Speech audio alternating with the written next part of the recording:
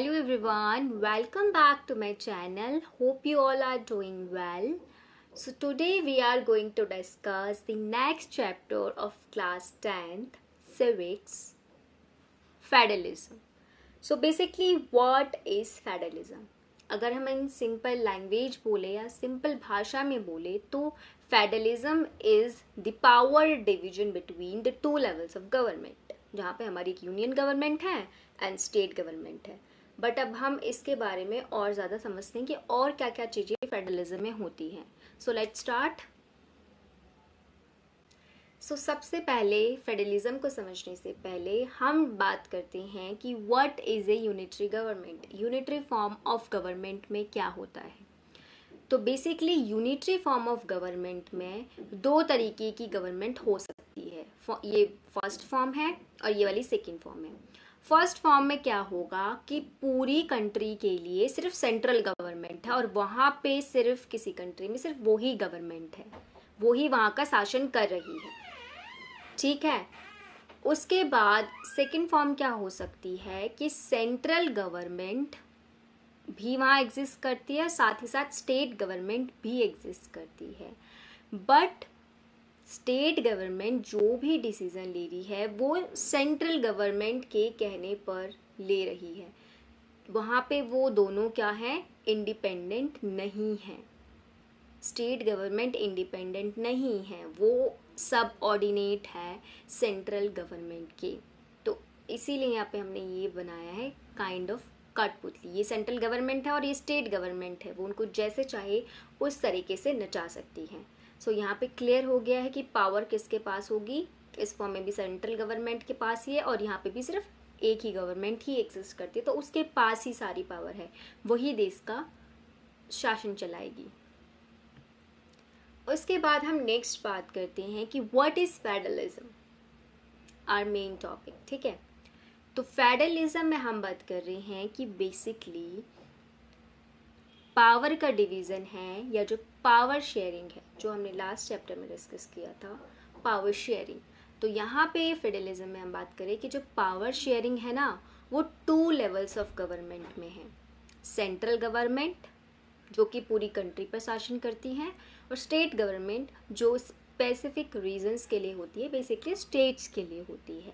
तो ये दोनों जो गवर्नमेंट्स हैं क्या इंडिपेंडेंट होती है? हाँ, ये दोनों गवर्नमेंट इंडिपेंडेंट होती है.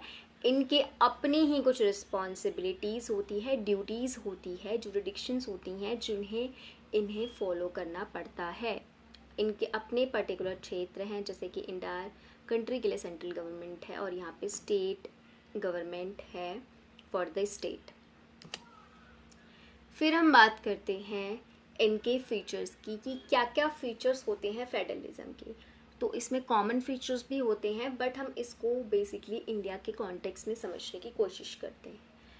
तो फर्स्ट फीचर ये है कि फेडरलिज्म में गवर्नमेंट के दो या दो से ज़्यादा लेवल्स हो सकते हैं, जैसे कि सेंट्रल और स्टेट गवर्नमेंट, यानी टू लेवल्स ऑफ गवर्नमेंट है.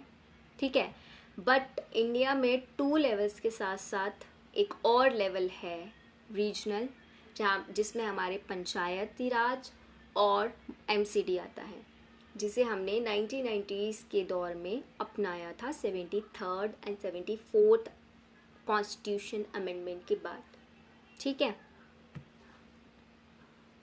उसके बाद सेकेंड फीचर आता है कि जो गवर्नमेंट्स होती हैं, दोनों लेवल्स की गवर्नमेंट जो भी होती हैं, उनके खुद के अपने क्षेत्राधिकार होते हैं, ऑन जुरिस्डिक्शंस. मतलब खुद के क्षेत्राधिकार जो हैं स्पेसिफाइड किए गए हैं कि किस किस क्षेत्र में वो निर्णय ले सकते हैं, जैसे कि सेंट्रल गवर्नमेंट हो गया या स्टेट गवर्नमेंट है. ठीक है. तो पहले सेंट्रल गवर्नमेंट जो है उसका हम इंडिया कॉन्टेक्स्ट में समझते हैं. सो बेसिकली हम क्या होते हैं, हमारे कोई भी फॉरेन रिलेशंस बनाने हैं, किसी भी कंट्री के साथ हमें फॉरेन रिलेशंस बनाने होते हैं, तो ये जो है सेंट्रल गवर्नमेंट इस पर निर्णय लेती है, ये उसका काम है.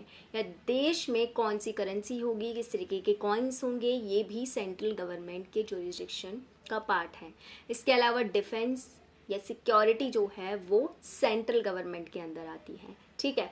उसी तरीके से स्टेट गवर्नमेंट है, तो हमारी स्टेट गवर्नमेंट के उसमें क्या आते हैं, एग्रीकल्चर आता है, पुलिस आती है, आपकी हेल्थ सर्विसेज आती है। तो ये स्टेट गवर्नमेंट के अंदर आता है कि स्टेट में इन सबको मैनेज करने का काम स्टेट गवर्नमेंट करती है, ठीक है। तो ये हम सिर्फ 2 टर्म्स में बात कर रहे हैं। और तीसरा क्या हो सकता है कि दोनों मिलकर किन्हीं चीज़ों पर निर्णय ले रहे हैं, जैसे एजुकेशन के क्षेत्र में दोनों मिलकर लेते हैं इंडिया में। तो ये हमारी एक तरीके से लिस्ट भी डिस्कस हो गई है, बट वो हम अभी नेक्स्ट में डिटेल में डिस्कस करेंगे, तो नो इशू, ठीक है।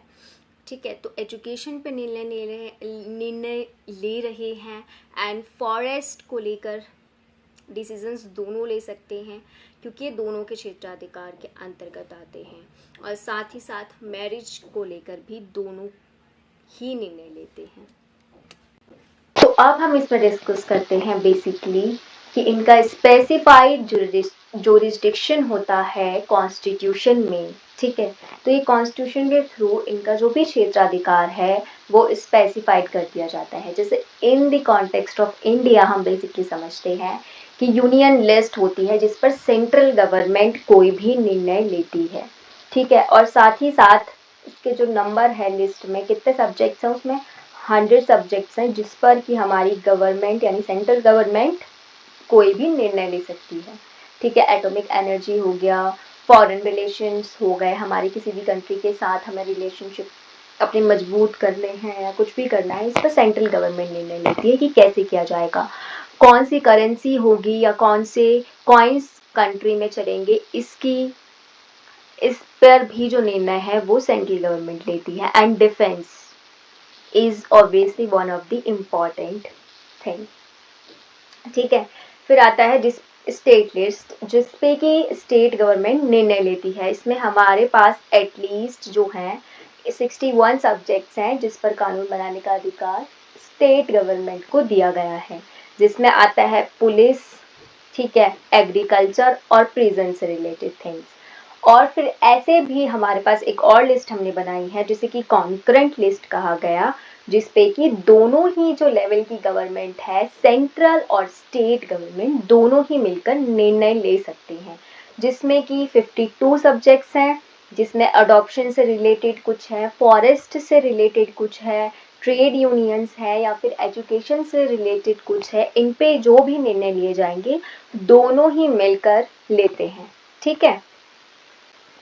उसके बाद हम बात करते हैं कि कॉन्स्टिट्यूशंस में कोई भी चेंजेस करने होते हैं तो दोनों का अप्रूवल इम्पॉर्टेंट रोल निभाता है, नीडेड है। दोनों का अप्रूवल होना बहुत ज़्यादा ज़रूरी है, चाहे वो सेंट्रल गवर्नमेंट हो या स्टेट गवर्नमेंट हो, ठीक है। अगर दोनों यस कह देते हैं यानी अप्रूव कर देते हैं तो अमेंडमेंट इजीली पास हो जाता है, बट अगर एक नो कहता है दूसरा यस कहता है तो उसमें थोड़ा टाइम कंज्यूमिंग भी होता है, या फिर वो बिल सिर्फ वहीं पे अटक सकता है, जिसकी वजह से वो कॉन्स्टिट्यूशन में अमेंडमेंट में देरी हो सकती है या फिर वो ना हो, ठीक है।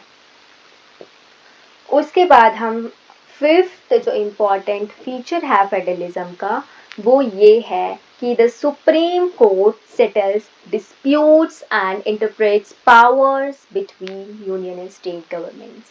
तो कभी कभी अगर जैसे स्टेट या गवर्नमेंट को स्टेट या यूनियन गवर्नमेंट के बीच इस बात को लेकर झगड़ा हो जाता है या डिस्प्यूट हो जाता है कि ये वाला जो क्षेत्राधिकार है किसका है, इस पे निर्णय लेने का अधिकार किसको है, ठीक है, इस पे कानून बनाने का अधिकार किसके पास है, ये वाली पावर किसके पास है, या कोई पावर जो उन्हें दी गई है वो क्लियर नहीं होती, तो उसे इंटरप्रेट करने का काम कौन करता है, अपने पास हमारा सुप्रीम कोर्ट, जो कि उन दोनों के बीच में उस डिस्प्यूट को रिजॉल्व करती है और दोस्ती करवाती है, और इस तरीके से फिर से शासन स्मूथली चलने लग जाता है कंट्री का, ठीक है।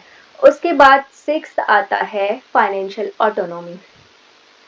अब जब फेडरलिज्म में पावर शेयरिंग क्लियर कर दी गई है, उनके जुरिस्डिक्शन क्लियर कर दिए गए हैं, तो उनके पास वो शासन चलाने के लिए पैसा कहाँ से आएगा ये भी क्लियर कर दिया गया है, जो कि बेसिकली है उनकी फाइनेंशियल ऑटोनॉमी। तो ये क्लियरली स्पेसिफाइड किया गया है, ठीक है। तो सेंटर के पास इन दी कॉन्टेक्स्ट ऑफ इंडिया हम बात करते हैं जीएसटी के थ्रू, इनकम टैक्स हो गया, कस्टम ड्यूटीज हो गई जिसमें हमारा इंपोर्ट एक्सपोर्ट पर जो टैक्स लगता है या ड्यूटीज लगती हैं, कॉरपोरेट टैक्स हो गया, इन सब से जो पैसा आता है वो सेंट्रल गवर्नमेंट के पास जाता है जिससे वो हमारे देश का शासन चलाती है। ऐसे ही स्टेट के पास state goods and services tax, land revenue से, रोड टैक्स से, स्टैम्प ड्यूटी से पैसा आता है। तो इन सब से रेवेन्यू जनरेट करके ये दोनों लेवल ऑफ द गवर्नमेंट अपनी फाइनेंशियल ऑटोनॉमी को बरकरार रखते हैं। ठीक है, उसके बाद लास्ट आता है federalism unites the country while respecting it's diversity, build on mutual trust and power sharing. तो फेडरलिज्म एक तरीके से शो करता है यूनिटी इन डाइवर्सिटी।